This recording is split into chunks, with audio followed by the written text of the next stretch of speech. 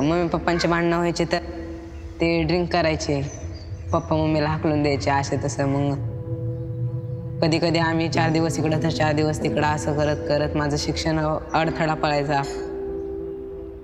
दुसऱ्यांच्या घरी नाही राहत आहेत म्हणून आम्ही मग रूम करून सेपरेट राहायला लागलो. मग तिथं पण मी पण मम्मीला खर्च परवडत नव्हता म्हणून मी पण कॅटरिंगच्या कामाला जायला लागलो. तेव्हा पण आमचा घर पुरवठा नव्हता होत. माझं शिक्षण, माझ्या बहिणीचं शिक्षण आमचं नव्हतं होत. म्हणून मग माझ्या मम्मीचा संपर्क केअरिंग हँडशी झाला.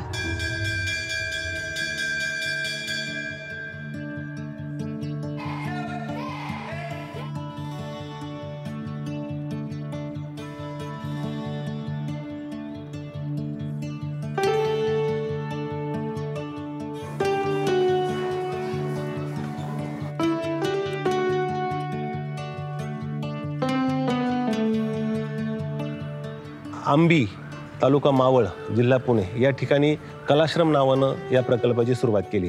आदिवासीमध्ये भिल्ल आणि पारधी आणि त्याच्यासोबत मग डोंबारी, कैकाडी, घिसाडी, कोलाटी, वडार आणि अशा सगळ्या ज्या भटक्या जमाती आहेत, गोसावी, डवरी गोसावी वगैरे, या जमातींसोबत आपलं काम चालतं दररोज. आणि त्यामुळे संस्थेच्या विषयीची माहिती ही लोक आपल्या नातेवाईकांपर्यंत पोहोचवतात आणि त्यांना वाटते की आपल्या मुलांना सुद्धा चांगलं शिक्षण मिळालं पाहिजे, तर ती लोक आपणहून इथे येतात. काही अंशी पोलिसांच्या माध्यमातून काही मुलं इथपर्यंत पोहोचतात जे रस्त्यावर मिळून येतात. आणि काही मुलं ही अशी आहेत की ज्यांचे वडील नाही किंवा आई नाही आहे आणि आजूबाजूच्या परिसरातली आहेत, काही त्या मुलांना निवारीची गरज आहे, अशी मुलं आपल्यापर्यंत पोहोचतात.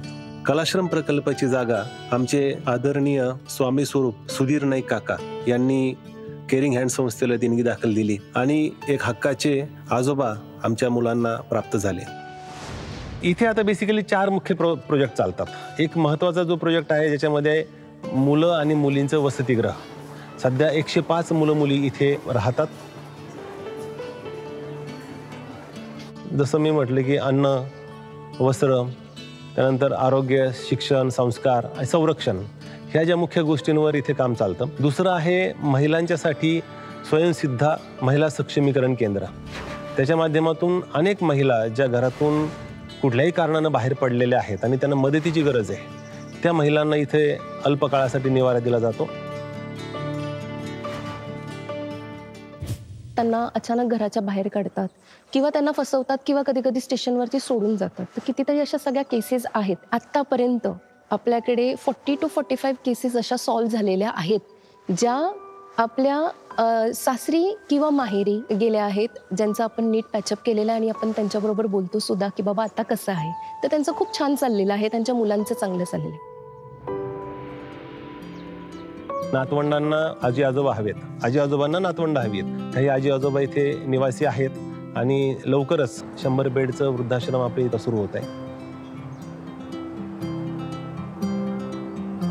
केअरिंग हँड्स जी शाळा चालवते इनवुड नावाच्या गावात, इथे साधारणपणे पूर्ण आदिवासी पट्ट्यामध्ये ही 8वी, 9वी आणि 10वी अशा 3 वर्गांसाठी ही शाळा चालते. जवळजवळ 60पेक्षा जास्त मुलं इथे असतात आणि आदिवासी पट्टा असल्यामुळे इथे बाकीच्या सोयी नाही आहेत. म्हणजे ट्रान्सपोर्ट नाही, पाण्याची दुर्भिक्षता असते पावसाळा वगळता. तिथल्या मुलांना शिक्षणासाठी खूप लांबवर जाता येत नाही आहे. आर्थिकदृष्ट्या ते सक्षम नसल्यामुळे त्यांना जवळपासच एखादी शाळा असावी या दृष्टीने केअरिंग हँड्सने हा विचार केला की इनवुडमध्ये आपण शाळा सुरू करूया.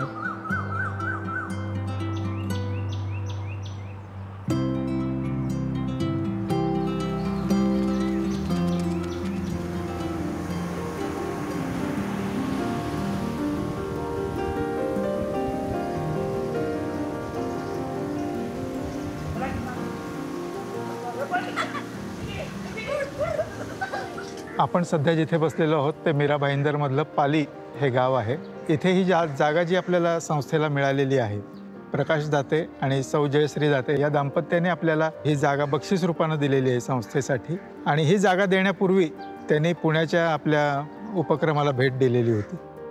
त्यामुळे त्यांना असं वाटत होतं की आपणही मुलांसाठी आपल्या जागेचा काहीतरी चांगला सकारात्मक वापर करावा आणि त्या दृष्टीने आपण मग हे पूर्ण काम इथे सुरू केलेलं आहे. सध्या इथे आपल्याला 24 मुलांची हजेरी आहे.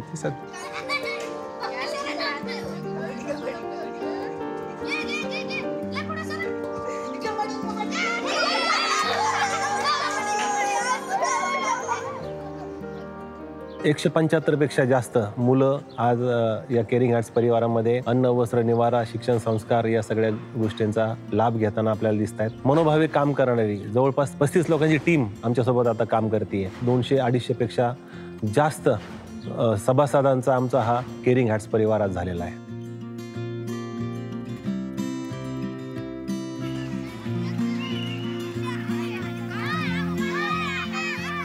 मुख्य आव्हान जे आमच्या समोर असतं ते म्हणजे ओव्हरऑल ऑपरेशनल कॉस्ट. सर्व कर्मचाऱ्यांचे पगार असतात, स्कूल बसचं डिझेल, गॅस, इलेक्ट्रिसिटी बिल, पाण्याचं बिल, हे सगळे जे खर्च असतात ते खूप मोठे आहेत. भविष्यामध्ये खूप मोठे प्रोजेक्ट्स आणि संस्था करू इच्छिते, त्यासाठी खरोखर निधी उपलब्ध असेल तर हे सर्व आपल्याला करता येईल.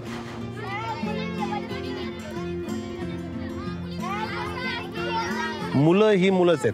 ती मुलं ज्यावेळेस ह्या प्रेमासेच्या आत येतात त्यावेळेस ती आपलीच होऊन जातात आणि त्यांचं सर्वांगीण प्रगती, त्यांचं सर्वांगीण पुनर्वसन हे ध्येय आमच्या सर्व टीमच्या डोळ्यासमोर असतं. त्यांचा तो निरागसपणा, सगळ्या स्टाफ बरोबर त्यांचं एक वेगळ्या पद्धतीचे भावनिक नातं जोडलं जातं आणि ज्यावेळेस ही मुलं साधं एखादं मेडल घेऊन येतात कुठल्या तरी स्पर्धेमध्ये, त्यावेळेस जी संपूर्ण कलाश्रम परिवार, केअरिंग हँड्स परिवार जो जल्लोष करतो ते एक वेगळंच वातावरण त्यावेळेस निर्माण झालेलं असतं. जसं जसं समाज आम्हाला बळ देत जाईल तसं तसं आम्ही पुढे जाऊन जास्तीत जास्त मुलांच्यापर्यंत पोहोचू आणि नक्कीच भारत एक चांगला देश मुलांच्यासाठी निर्माण व्हावा यासाठी संस्था प्रयत्नशील आहे. मी पुढे शिकून IPS बनणार. मी एक कवयित्री म्हणून, एक छोटी कवयित्री म्हणून आहे. मी शिकून मोठं होऊन पोलीस बनणार आहे. मला बँकेत काम करायचंय. मी मोठं झाल्यावर फायर एक्झिक्युशन ऑफिसर बनणार आहे. मला स्पोर्टमध्ये जायचंय.